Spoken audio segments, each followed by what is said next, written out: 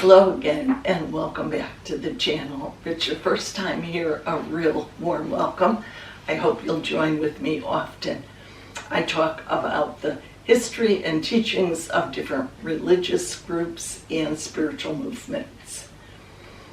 Recently I did quite a bit of research on my channel, and I discovered that there are certain groups that definitely get more watches, so that means there was more interest in them than some of the others, and I'll tell you what they are.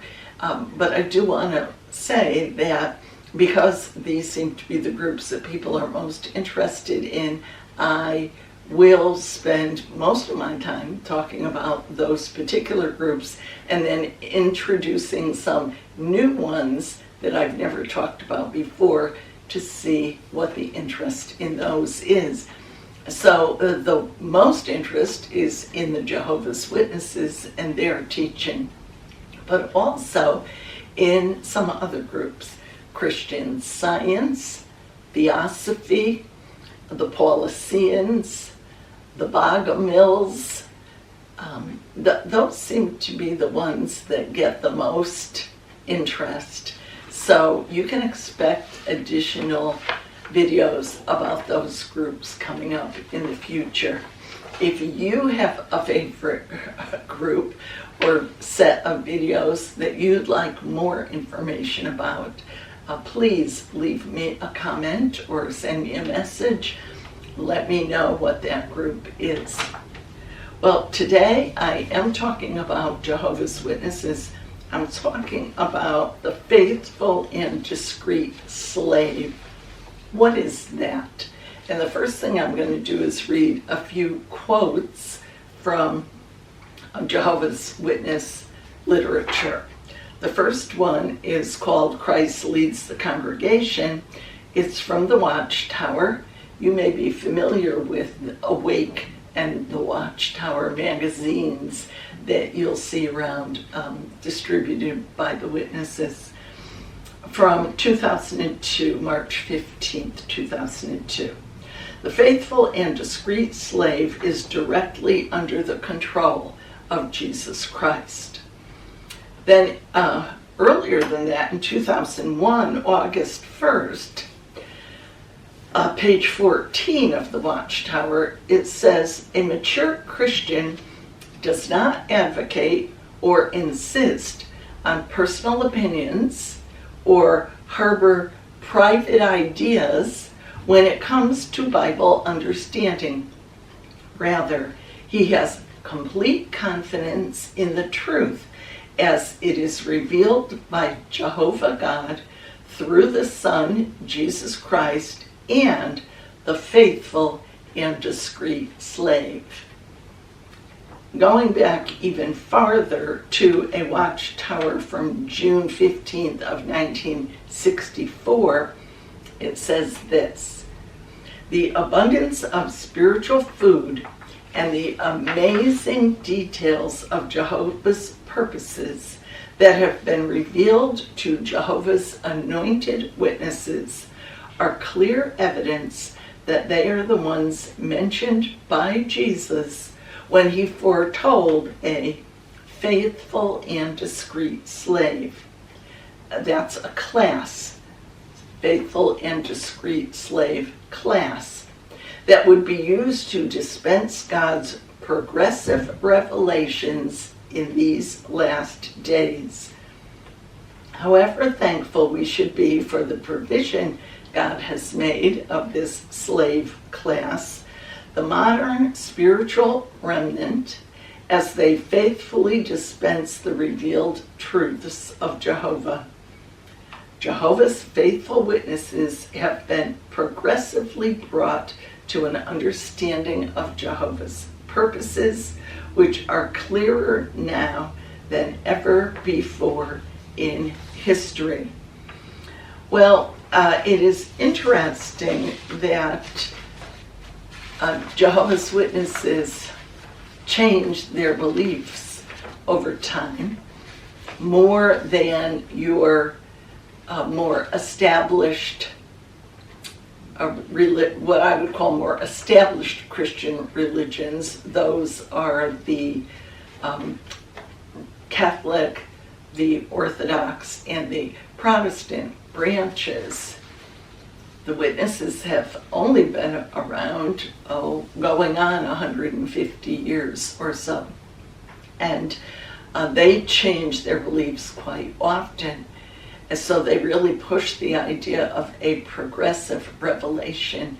And when a change is made, it's called New Light. Now, what is this faithful and discreet slave?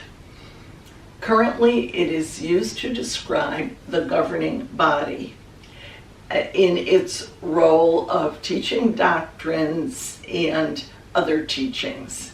And the group is described as a class of anointed Christians under the direct control of Jesus Christ. And they exercise teaching authority in all matters of doctrine and any articles of faith.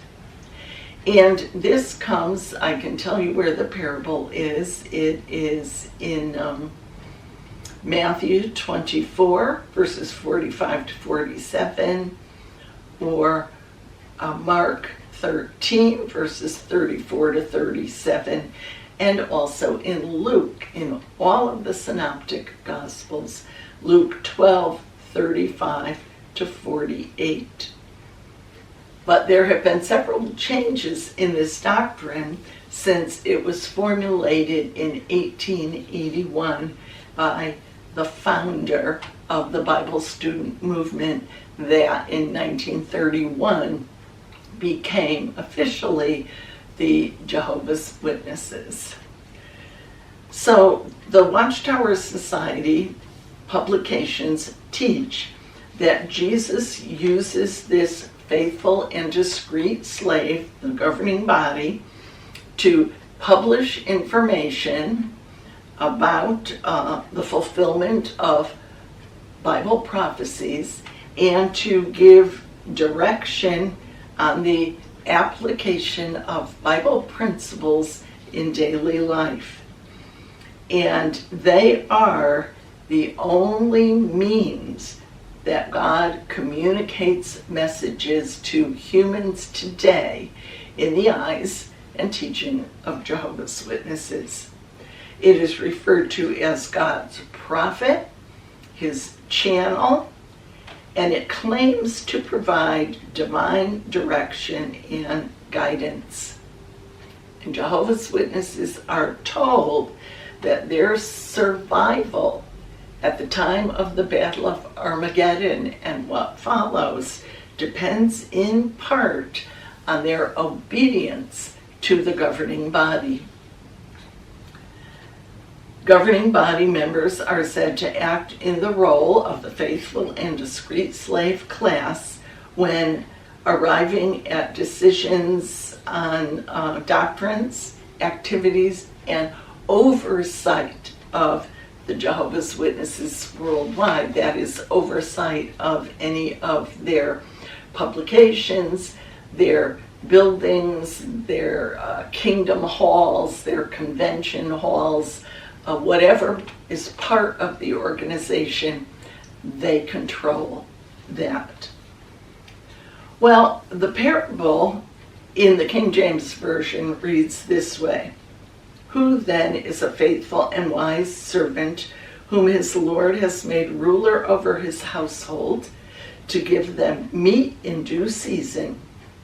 Blessed is that servant whom his Lord," Jesus, "when he comes, shall find so doing. Verily I say, that he shall make him ruler over all his goods."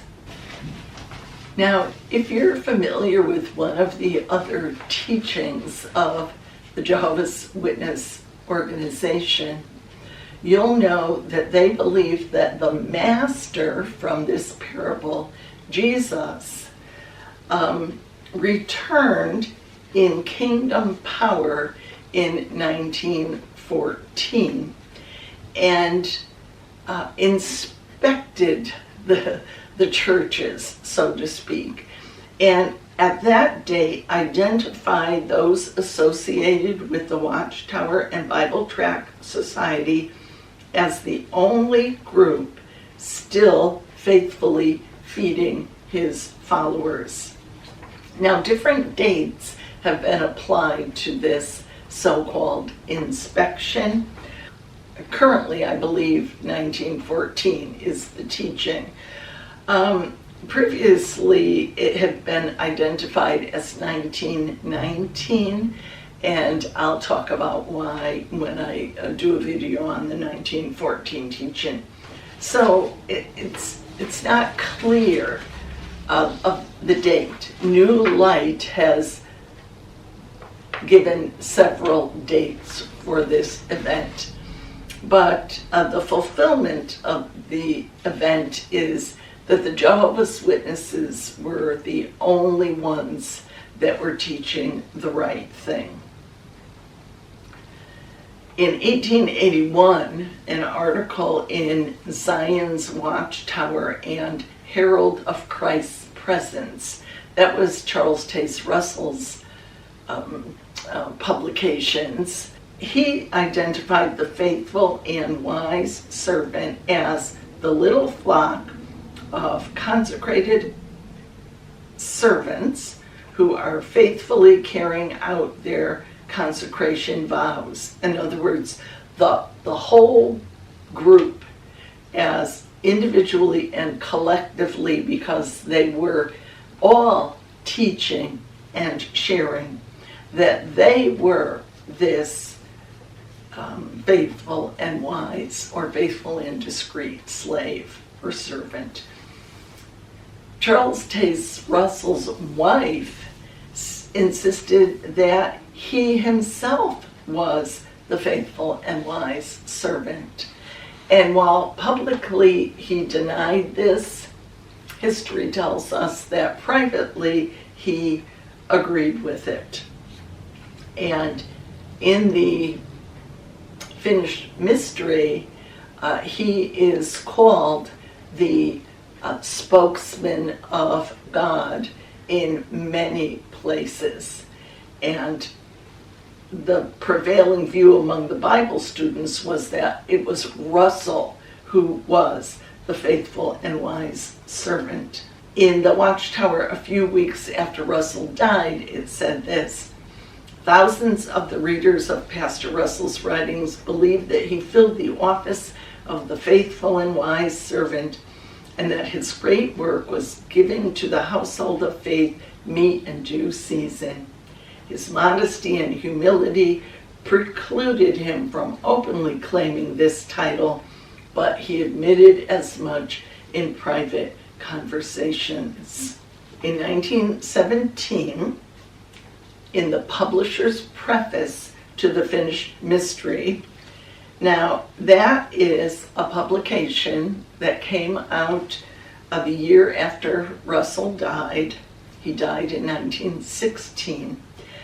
There's a disagreement. The book itself says it's a collection of Russell's works. Other people insist it was written by Rutherford. Regardless, it identified him as the faithful and wise servant appointed by Christ as late as 1923. And here's a quote: "We believe that all who are now rejoicing in present truth will concede Brother Russell faithfully filled the office of the special servant of the Lord, that he was made ruler over all the Lord's good, and he occupied the office of the faithful and wise slave." Now, in 1927, when a man named Joseph Rutherford had taken over and made lots of changes in the Bible students, and I think I've got a video about who started the Jehovah's Witnesses, and it talks about some of what happened then. He reverted to Russell's original viewpoint, announcing the servant was not an individual, but made up by the entire body of faithful, spirited, anointed. From the year 2000 on, the governing body has increasingly been described as the representative of God's faithful and discreet slave. Is it an individual? Is it a group? Is it God's only or Jehovah's only way of communicating with humans today? Is everything that they teach the truth? Or when they change their minds and change their teachings, do they call it new light? Is it truly a revelation from Jesus to them? Well, those are things for you to decide for yourself. I'm not going to decide them for you. You need to examine the teachings and the changes and see if they make reasonable sense to you, or if you choose to follow or reject them.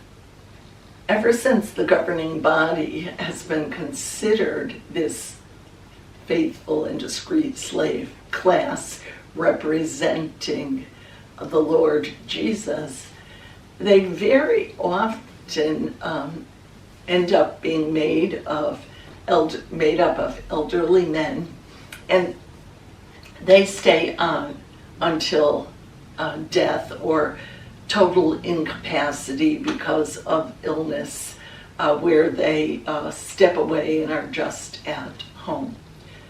The question comes when either someone leaves who was a member of the governing body and rejects what they say, or recently there was a member of the governing body who, well, nobody knows for sure if he voluntarily stepped down or was pushed out by the other members.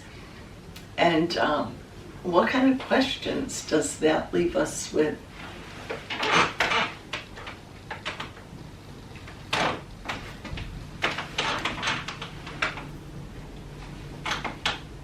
One book that you might be interested in reading if you're an ex-Jehovah's Witness and never have read it, or if you're a current Jehovah's Witness and want to see what someone who was a member of the governing body has to say, is the book Crisis of Conscience by Raymond, Franz, who had been an extremely active and influential member of the governing body and then left.